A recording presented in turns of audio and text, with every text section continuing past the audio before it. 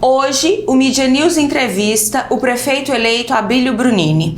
Ele foi eleito pela primeira vez a vereador em 2017. Em 2020, tentou ser prefeito de Cuiabá e foi derrotado pelo atual prefeito Emanuel Pinheiro. Em 2022, voltou às eleições e conseguiu o mandato de deputado federal.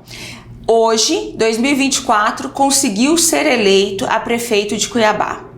Estamos aqui com ele, muito bem-vindo, prefeito eleito agora, né, e deputado federal, prazer recebê-lo. Obrigado, Cíntia, obrigado pessoal do Mídia News, é um prazer estar aqui mais uma vez. Perfeito. Prefeito, agora eleito. E a primeira pergunta não tinha como ser diferente. Qual vai ser o seu primeiro ato de gestão quando pisar no Alencastro ali no dia 1º de janeiro? Olha, eu acredito que os primeiros atos são dados agora já. A gente já está escolhendo o secretariado, já está colocando uma equipe de transição técnica e todo secretariado é uma equipe técnica. A prefeitura ela tem múltiplas frentes de trabalho, ou seja, ela vai acontecer várias vezes. Agora a gente está muito focado na questão da saúde, que a gente precisa resolver grandes problemas, e na questão da infraestrutura urbana, que precisa resolver grandes problemas, e ao mesmo tempo destravar a cidade, desburocratizar a cidade. Um dos primeiros atos, eles acontecem no sentido organizacional, porque a gente só vai poder ter ato de revogação de leis ou coisa e tal lá para o dia 2 de fevereiro, quando a Câmara retorna às suas atividades. Porque ela tem a atividade dela para a posse do prefeito, e depois ela tem um vazio de 30 dias, e ela volta lá para o dia 2. E no dia 2, mandar para a Câmara o projeto de revogação da taxa do lixo. Perfeito. A gente tem uma dúvida sobre a questão de passar a faixa. O senhor acredita que pela rivalidade que o senhor teve durante os anos com o Emanuel Pinheiro, ele vai estar ali na cerimônia e vai te passar a faixa? Primeiro, eu acredito que nós estamos em momentos que, apesar da rivalidade política no sentido de ser oposição, no sentido de ter o confronto, e não ter nenhuma afinidade politicamente ideológica ou política entre as partes, eu acredito que tanto eu quanto ele, a gente está respeitando o processo democrático, o processo legal. Acredito que ele estará lá, se tiver eu recebo, se não tiver eu vou tomar posse do mesmo jeito. Então não é uma coisa que me empaidece e muito pelo contrário também não é uma coisa que me preocupa. Eu tô com tantos problemas que ele está passando que a faixa é a menor deles. Perfeito. O senhor, ao que consta, vai assumir uma verdadeira terra arrasada ali na prefeitura. Fala-se de um rombo histórico.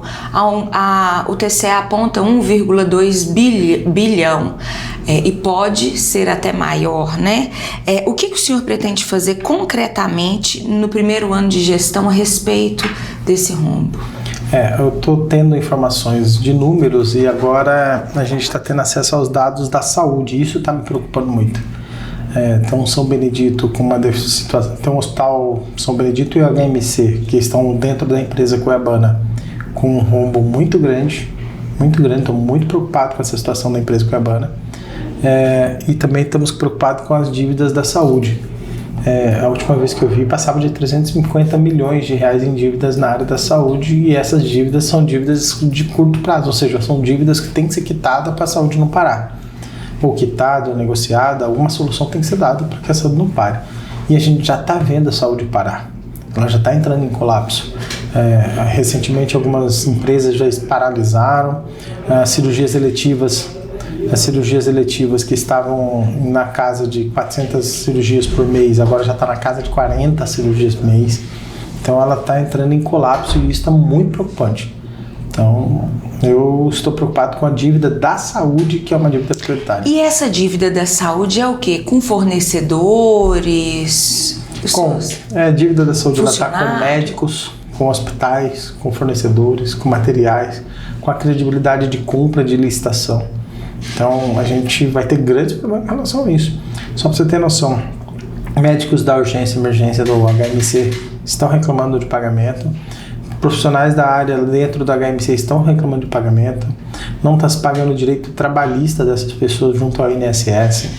Nós estamos tendo pessoas reclamando ali, por exemplo, que são como o hospital, por exemplo, Santa Helena, que é um dos hospitais que recebem da prefeitura através de uma pactuação. Está com recursos em atraso, e é a parte da maternidade. Então, assim, nós temos grandes problemas ali dentro. Um dos legados aí do prefeito Emanuel Pinheiro é a questão ali do estacionamento rotativo no centro, né? O que o senhor pensa a respeito desse sistema? Ele não seria uma espécie de um caça-níquel como a indústria ali da multa? É uma pergunta quase que retórica. Né? Você já pergunta e já deixa a resposta clara. É isso que a gente entende.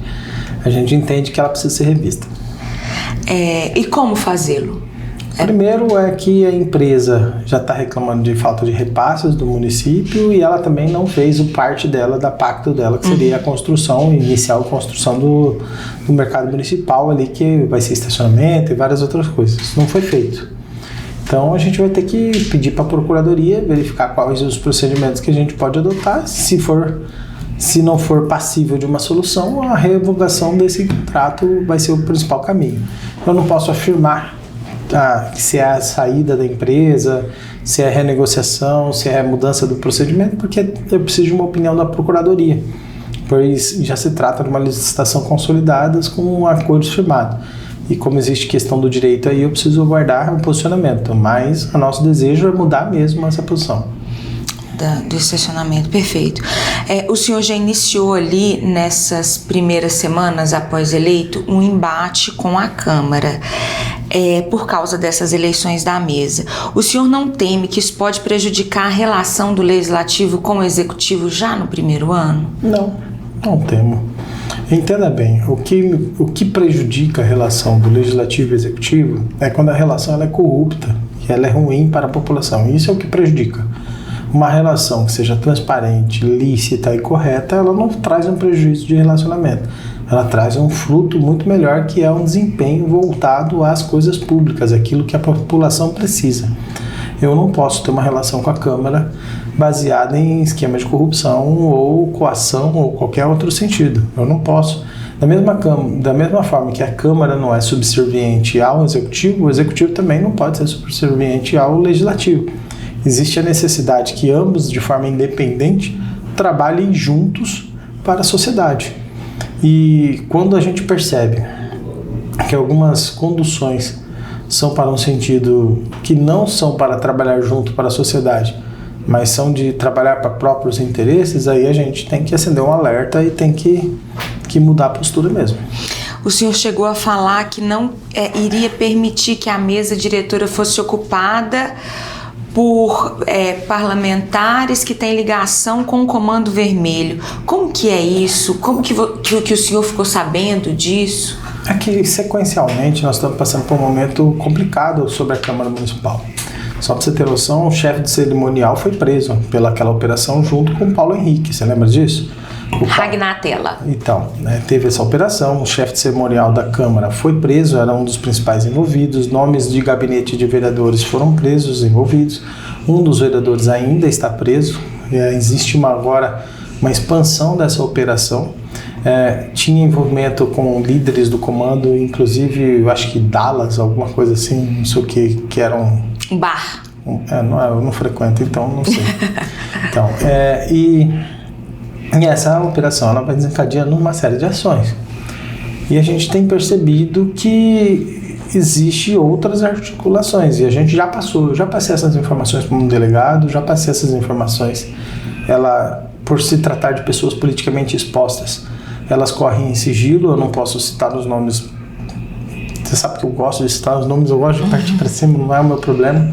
Mas dada a circunstância jurídica do processo, eu vou me reservar a fazer esse comentário. Eu já fui orientado sobre isso, passei os dados, falei quem são as pessoas envolvidas, quais são os vereadores, quais são as atividades envolvidas, para que haja a investigação correta e a gente possa lidar com isso. Abílio, e há provas no sentido de prints de conversas ou ligações?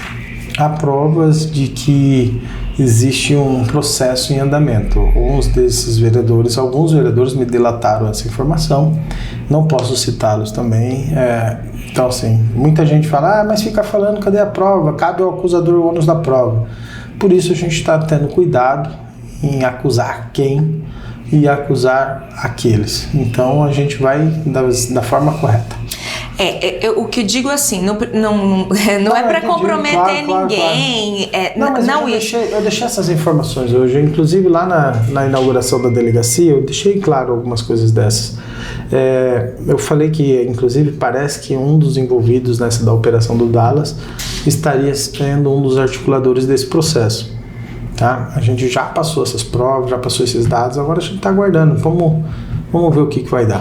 Isso é preocupante. O Mauro Mendes até sinalizou ali também uma preocupação e dizendo que estaria ali ao seu lado, né? Então, o que eu gostaria que acontecesse? Acredito que a partir da investigação e ela estando mais em cima desse processo, e como falta ainda de 1 a 2 meses para a eleição na Câmara, eu acredito que o meu desejo é que a Câmara escolha de forma livre, sem pressão, sem coação de ninguém, com liberdade, que eles escolham os melhores representantes dele para compor a mesa.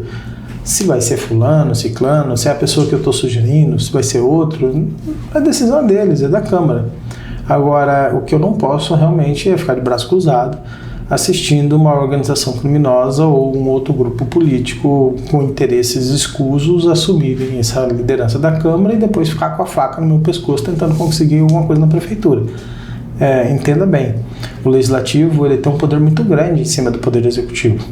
Todas as nossas pautas, recursos, condições, projetos passam pela Câmara para ser aprovado.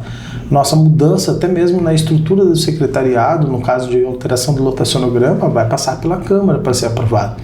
O orçamento que a gente vai pedir revisão vai passar pela Câmara para ser aprovado.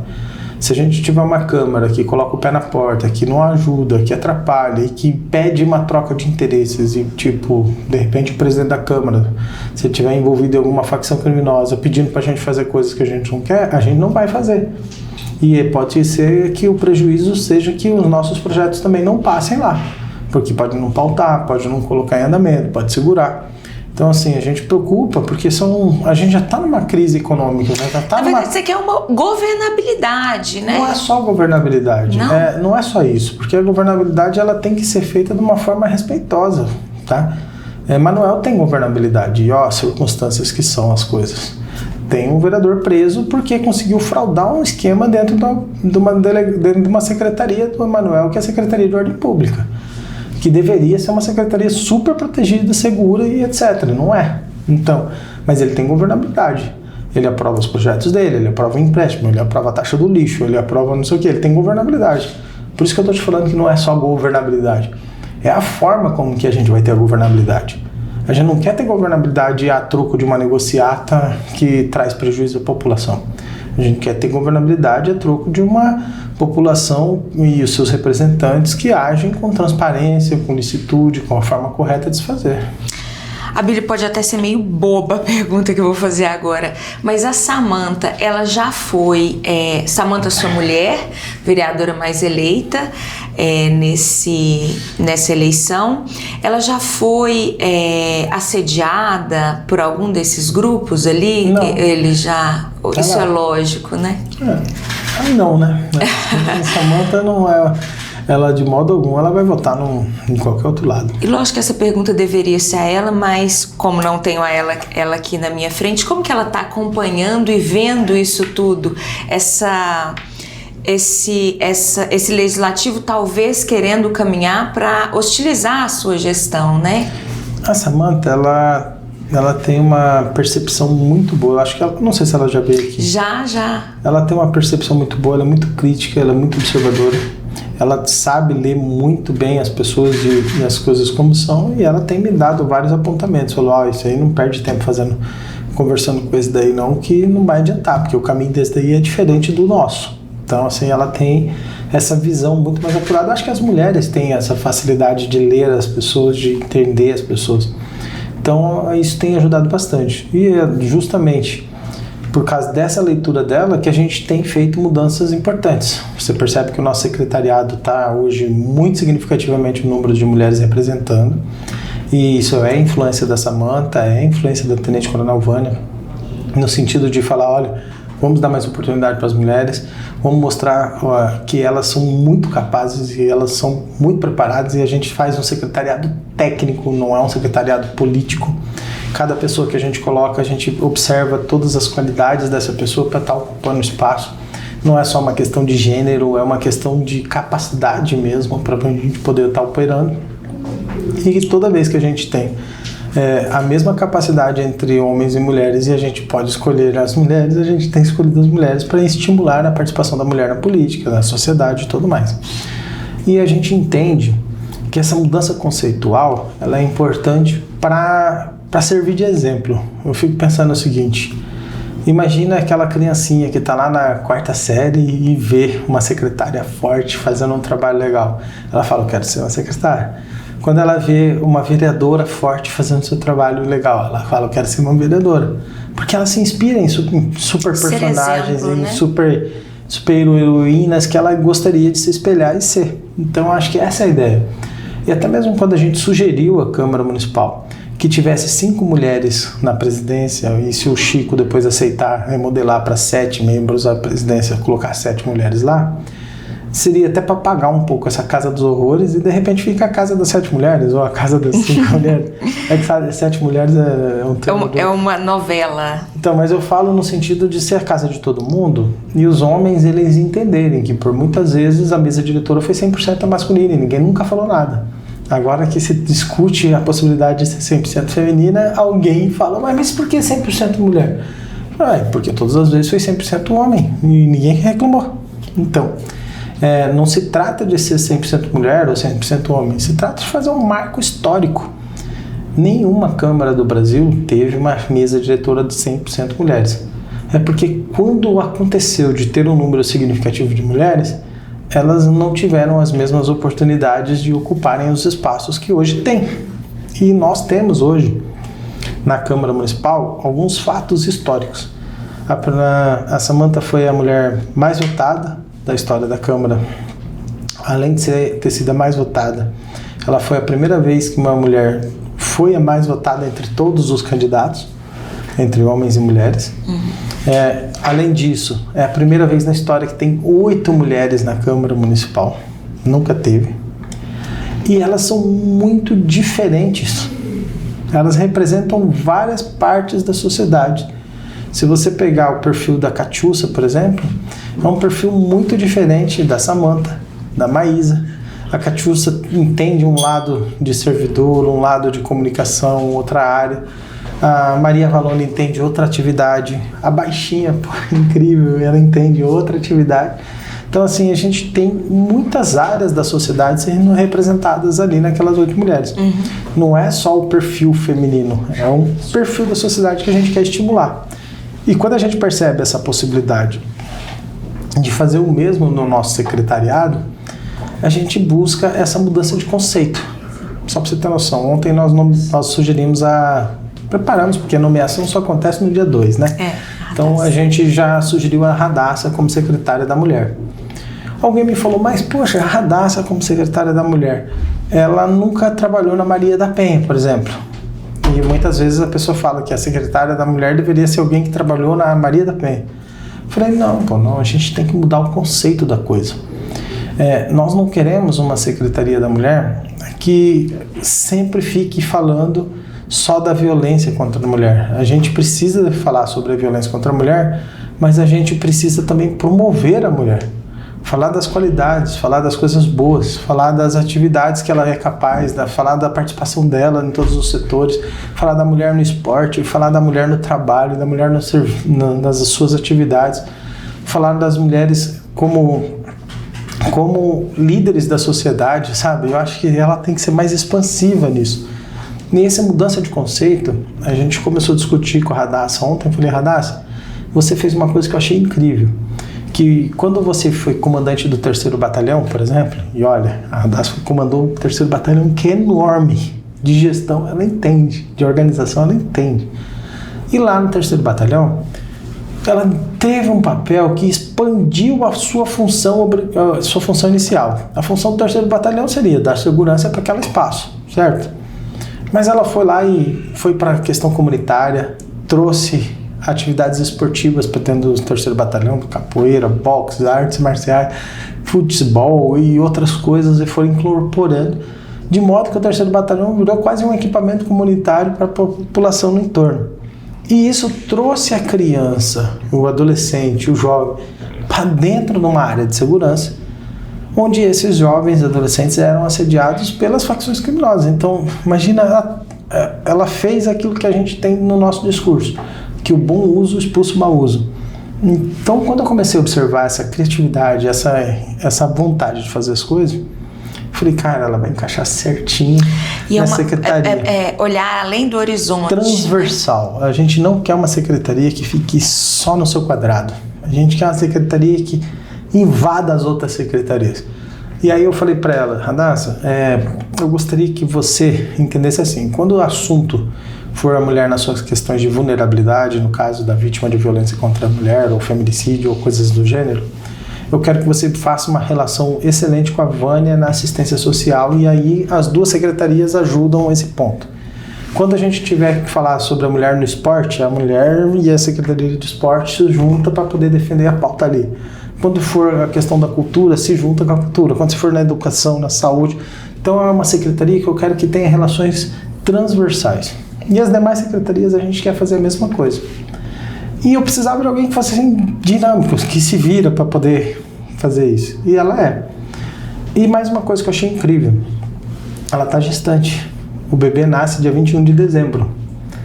E eu falei, cara, vai ser massa ter uma mãe com um bebê recém-nascido, secretária, que compreende todas as dificuldades. Então ela já não entra no primeiro mês. Ela quer entrar no primeiro mês. Ó. Ela entra no dia 2. Ela é nomeada com o bebê no colo. E eu falei, vou nomear. Porque quantas mães estão assim nessa situação? Ela, entendendo a sua situação, das mães que às vezes estão ali trabalhando, tem a licença maternidade, mas a gente sabe que 6 meses é curto para uma licença maternidade, você vai com um bebê de 6 meses. Mas digo ali um resguardo, né? Uns 45 dias, não, pelo menos. Ela terá toda a disponibilidade, a gente vai dar toda a flexibilidade de trabalho, vamos colocar adjuntos que vão lhe ajudar e compreender a disponibilidade dela no momento que ela tiver que cuidar do bebê, ela cuida do bebê, e no momento que ela tiver que estar na secretaria para resolver os problemas da secretaria, ela fica na secretaria. Eu acho que eu quero que a gente tenha essa exemplificação. Ela tem a liberdade, se ela quiser sair de licença maternidade, teria essa liberdade, mas ela vai nos primeiros dias ter esse horário flexível para que possa cuidar das coisas da maternidade e o trabalho como for. Porque eu falo pela Samantha, assim, quando a gente teve a Ana Regina, por exemplo, o Sebastião foi uma gestação muito difícil, porque a gente sabia que seria fissura labial-palatina, então a gente parou nossa vida para cuidar do Sebastião. Você estava ali no meio de uma campanha também. Não, quando ele nasceu, a gente estava na campanha. Quando nasceu, ele estava na campanha. Mas quando a gente perdeu a eleição, a gente se dedicou 100% a cuidar do nosso filho. E das nossas atividades para dar sustento a cuidar do nosso filho, óbvio. Mas a Ana Regina foi diferente. Ela nasceu em 2022, na véspera da eleição também, mas com alguns meses de antecedência. E eu percebi, por exemplo, o quanto a Samantha ela queria trabalhar como, de certa forma, um alívio também de toda essa carga, sabe? Às vezes é delicado de falar desse tema, mas às vezes a pessoa quer uma outra atividade, porque bebê toma muito trabalho, dá muito trabalho. Então, às vezes fica o bebê colado o tempo todo, tá amamentando o tempo todo.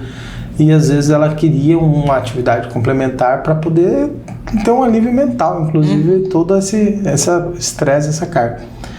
E eu falei, poxa, que legal eu conhecer, eu ter a oportunidade de saber pelo que se passa.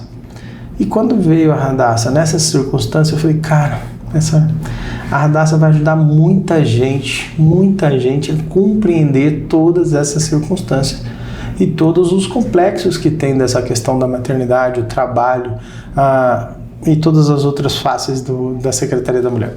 Abílio, a gente falou de secretariado, o senhor já definiu 5 nomes, né, até agora. Só 5? Acho que foi Vânia. Vânia, Porto Carreiro, Ana Carla, Radassa, Johnny Everson, Cultura. Lúcia. Já foi. Lúcia E Lúcia, 6. 6, né? Foi. A Lúcia foi a primeira. Tá. É que eu já tenho na minha cabeça outros nomes decididos. Então, conta pra mim. É por isso que eu tô falando. Será que eu ainda não divulguei os outros nomes? Então, vamos lá, vamos pra pergunta. Essa entrevista vai ao ar sábado à noite. Você pode nos adiantar algum nome? Que horas do sábado à noite que ele vai? Às 6. Então, umas 5h40 eu te ligo e te dou. Não vai dar. Vai dar o nome agora, a entrevista vai no ar sábado à noite, mas o nome já vai estar sabendo a partir de agora. Não precisa. Não, mas já tem gente definido. Vai. Eu acho que já tem mais uns 4 ou 5 definidos já. Eu só tô analisando o perfil, conversando com as pessoas, estudando posicionamento, para que a gente possa tomar a decisão de divulgar. O quadro todo, você fecha, tem ideia de fechar quando? Olha, o que está acontecendo nesse momento? A gente está revisitando o conceito das secretarias. Então não se trata apenas de dar nome para secretário. Esse que é o problema. Por exemplo, a gente está na dúvida se a gente divide ou não a Secretaria de Ordem Pública. Como assim? A Secretaria de Ordem Pública, ela é a secretaria que contempla a fiscalização, ela contempla a Polícia Militar, aquela parceria estendida, e o PROCON. E a nossa dúvida nesse momento é se eu deixo a Secretaria de Segurança voltada com a Polícia Militar, Vigilância Patrimonial que a gente quer colocar e a Guarda Municipal que a gente vai fazer o concurso, separado como uma Secretaria de Segurança, com uma Central de Operações Integradas que vai acompanhar o Vigia Mais e uma série de outras operações, e cria uma Secretaria de Fiscalização separada, porque eu acho que essas atividades elas não são muito conjuntas, elas estão conjuntas porque algumas atividades a polícia vai junto e dá o suporte, mas eu estou na dúvida se os fiscais da prefeitura, que fiscalizam empreendimentos, que fiscalizam obras públicas, obras privadas, que fiscalizam atividades comerciais, se essas atividades elas se complementam à segurança. Você está entendendo? Eu estou na dúvida ainda sobre essas duas funções. Provavelmente eu desmembre essa secretaria em 2 partes. Ao mesmo tempo que na outra secretaria eu estou fazendo uma conjunção, que é o caso da Secretaria de Planejamento, de Fazenda e de Gestão. Provavelmente eu consolide essas 3 numa só e faço uma Secretaria de Gestão Pública. Mas e você não cria um super secretário? Alguns serão super secretários. Alguns serão. Por quê? O que ocorre? A ausência de uma comunicação eficiente entre essas secretarias está trazendo prejuízo aos cofres públicos. Por exemplo, a gestão é onde faz licitação, contratação de pessoal e um monte de coisa. E a de fazenda é o que faz a arrecadação e a de planejamento é o que faz a despesa. E hoje, na gestão do Emanuel, esses secretários praticamente não se comunicam. Então você tem uma previsão de receita que não está sendo compatível com a provisão de despesa e a licitação ainda está lá acelerando questões que não estão funcionando adequadamente. Então a gente possivelmente tem um super secretário para isso e adjuntos bem qualificados que vão ajudar a distribuir essas atividades respeitando a decisão do secretário. O governador Mauro Mendes, sempre que a gente questiona ele sobre essa questão do secretário, ele diz que ele nomeia o secretário e deixa livre para que esse secretário forme equipe. O senhor pretende deixar essa liberdade para os seus secretários ou o senhor faz questão de nomear ao menos os adjuntos? Eu tenho feito assim, eu nomeio o secretário, eu sento com ele e a gente discute os nomes juntos. Dos adjuntos? De adjunto, de outras funções juntos, porque a gente está fazendo técnico. Claro que existe participação política também. Por que existe? Porque eu não conheço todos os técnicos, então os políticos ajudam a gente a identificar quais são os melhores técnicos para estar lá. Mas ele tem que ser compatível com a atividade. Eu realmente tenho sentado com os vereadores nossos eleitos, eu tenho conversado com deputados, com amigos nossos e falo, o que vocês acham do fulano de tal nessa área? ele fala, olha, esse cara é bom, ele é assim, assim, assado, eu acho que ele pode ajudar. E o que você acha dessa pessoa ocupando esse espaço? Aí a gente vai trocando as ideias. E eu vou conversando com servidores, eu vou conversando com outras pessoas pra gente ir avaliando os perfis que a gente está escolhendo. Abílio, e sobre o secretário de Fazenda, que o senhor já falou que vai ser um super secretário, o senhor já tem um perfil e um nome? Já tem um perfil, já tem um nome, só não divulguei ainda. Perfeito, então. E a da educação, que o senhor já nos adiantou, vai ser a última anunciada? É uma mulher, uma professora, mas eu não sei o nome ainda. A gente já está com 7 currículos, a gente está avaliando esses 7 currículos para a gente verificar. São bons? Então os 7 são bons, os 7 são bons. A questão nossa não é só se são bons currículos ou não. A gente está pesquisando essas pessoas, estamos conversando com outros servidores, falando, e aí, o que vocês acham, qual a opinião, tem divergência, Porque eu queria uma secretária, no caso da educação, que tivesse um bom relacionamento com os servidores hoje, porque existe uma rixa quase que ideológica. Muitos dos servidores da educação, eles fizeram campanha inclusive pro Lúdio, e eles de repente podem achar que eu vou entrar e vai ter conflito e não sei o que. Não é isso que eu quero. Então eu quero uma pessoa que seja muito bem respeitada por esses servidores e que entenda a ponta, entenda lá na escola, saiba a experiência da escola. Porque os adjuntos e todos os outros vão saber lidar com questão de planejamento, organização, execução. Mas a ideia, o cabeça, ele vai dar um norte. Ele não precisa ser só a pessoa que vai saber dos índices, dos números. Não, eu quero que o líder, o secretário de educação, a secretária, ela entenda lá da ponta, para ela chegar lá na secretaria e falar, gente, como que eu vou resolver esse problema lá da sala de aula que não tem infraestrutura? Como que eu vou resolver o problema da merenda lá da sala da escola? Então isso a gente está reorganizando. É uma pasta mais sensível, né? Saúde, educação são pastas sensíveis. A doutora Lúcia foi muito bem aceita. A maioria dos profissionais da saúde que conversou com a gente, médicos e outros, gostaram bastante da sugestão. Na saúde, a gente ainda tem outra questão, Abílio, que chama Empresa Cuiabana de Saúde. O senhor já definiu também essa questão? Eu recebi uma informação, isso eu posso te dar de antemão. Para soltar sábado ou para soltar hoje? Você pode soltar a hora que você quiser. Se você quiser soltar agora. A informação que eu tive é que, de dentro lá, de que o Emanuel possivelmente gostaria de decretar um tipo de falência da empresa Cuiabana. Tá? E que o grupo da Prefeitura de Cuiabá estaria organizando uma possível fechamento do São Benedito e a decretação de falência da empresa Cuiabana. Não sei se é verdade, são servidores de dentro da Prefeitura que me passaram esses dados. Me mandaram algumas informações lá de dentro, mas se eu passar vai comprometer o servidor que me passou. Uhum. Então, eu acho que cabe vocês perguntarem, porque vocês podem perguntar ao prefeito ou ao secretário atual e tal, se há um planejamento de decretar falência ou de fechar. Mas tem tempo? Acho que não, tem. É um processo arriscado, vou te falar, um processo arriscado. Não sei se é uma estratégia certa, mas a empresa Cuiabana de fato não está funcionando da forma adequada que deveria se funcionar e tem uma dívida muito grande. Ela tem no planejamento uma despesa planejada de 30 milhões mês e ela tem uma receita planejada de 25 milhões mês. Então ela tem um déficit de 5 milhões ao mês todos os meses. A empresa ela foi criada pelo Mauro Mendes com a justificativa de fazer compras mais céleres. Para desburocratizar o processo. Para a saúde. Sim, ela não seria fundamental, em especial nesses primeiros meses de gestão, que talvez não seria? Não seria.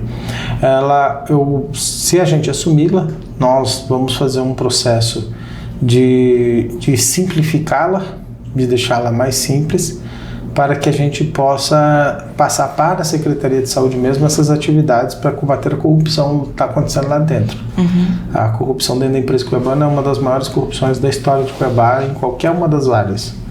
Então a gente vai ter que fazer um enfrentamento pesado ali. Mas não a ideia de extingui-la? Eu penso que até pode estudar essa ideia sobre a extinção ou não. Mas aproveitando os servidores que trabalham lá, aproveitando o melhor do que tem nela e e fazendo uma transfusão, né? É o termo da medicina, mas passar o melhor dela para a secretaria e deixar em atividade e tirar dela essas competências que acabam criando uma série de disparidade entre a empresa cuiabana e a Secretaria de Saúde. Contudo, não é tão simples. Existe habilitação no Ministério da Saúde, existe uma série de coisas, então não é uma coisa que você faz assim e resolve. Então tem que ser estudado com toda a técnica e responsabilidade de tomar essa decisão. Mas a informação que eu tenho é que de repente o Emanuel faça antes de eu assumir. Não sei se fará, mas eu vi esse boato. De novo, se não fazê-lo, o senhor já tem o nome para o diretor? Diretora. Perfeito. E não vai adiantar. Perdão. Não vai adiantar você perguntar que eu vou te dar o nome. Mas é uma profissional de saúde? Uma médica? Como não. Tudo bem, vou encerrar.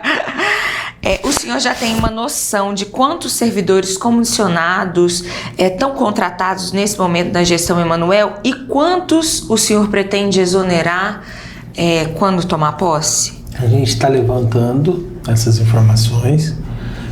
Eu posso te alertar que as contratações que estão sendo feitas agora, nos últimos 2 meses, elas estão sob risco de serem exoneradas.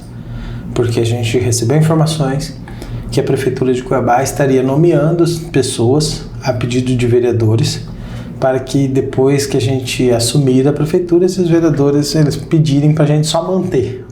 Tipo, já que eles sabem que não vão conseguir pedir para a gente nomear, eles vão tentar pedir para a gente manter. Só que eu já antecipo, essas contratações que foram feitas do período eleitoral para cá, elas estão sob risco de serem exoneradas, a não ser que haja extrema necessidade dessa pessoa estar no seu local de trabalho. Perfeito. Abílio, a gente fala dessas 23 operações da gestão Emanuel, e o que se fala é que assim que o senhor assumir, o senhor pode encontrar alguns esqueletos nas gavetas ali do Alencastro.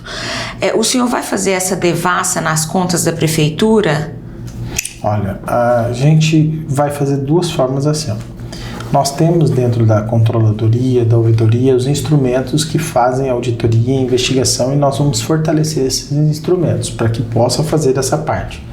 E a gente vai olhar para frente, que os setores responsáveis pelo controle, auditoria e investigação sejam fortalecidos para fazer isso tanto no passado quanto no presente. Mas a gente também quer estimular uma boa economia, uma boa ação e fazer os nossos projetos. Então, nós vamos olhar para frente, resolver os problemas daqui para frente e deixar que os devidos setores responsáveis façam o seu papel de olhar para trás e fazer as coisas para trás. Eu recebi umas fotos, eu posso até te mandar, acho que você não tem essa, mas me mandaram no dia da eleição, que estavam tirando caixas e caixas de dentro da Prefeitura de Cuiabá. Eu estranhei. Por que está tirando essas caixas de dentro da Prefeitura? Alguém não soube me justificar. Era no dia da eleição, no período da tarde. Não soube me justificar. Mas domingo? Aí eu estranhei, guardei. Eu esperei algum jornalista me perguntar alguma coisa sobre isso. Vou passar para o jornalista que eu vou passar agora. Mas nós estamos sabendo que alguns lugares já estão, tirando coisas. Sumindo com documentos. Para não ter esqueleto lá, né? Mas vamos ver o que a gente acha. Mas existem, as coisas ficam nas nuvens, né? No computador, Nem tanto, sabe por quê? A gente ganhou na justiça durante o período eleitoral o acesso às câmeras das escolas. Lembra disso? Apagaram as câmeras. As imagens. Entendeu? Olha o que nós estamos enfrentando. O senhor teme que a coisa pode estar mais feia do que do que se projeta? Sim. A prefeitura está fazendo uma série de licitações agora, nesse período.